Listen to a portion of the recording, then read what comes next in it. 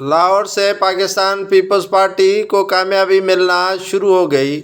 مسلم league نون کی اہم wicket گرنے والی۔ مسلم لیگ نون کے سابق صوبائی وزیر چودھری عبدالغفور مسلم لیگ نون سے دیرینہ رفاقت ختم کر کے پاکستان پیپلز پارٹی میں شمولیت اختیار کریں گے۔ منگل کے روز پی پی چیئرمین بلاول بھٹو زرداری منگل کے روز لاہور جائیں گے، جہاں پر مسلم لیگ نون کے یہ مرکزی رہنما چودھری عبدالغفور شمولیت کریں گے۔ پاکستان پیپلز پارٹی میں بلاول بھٹو زرداری لاہور میں ڈیرے ڈالیں گے۔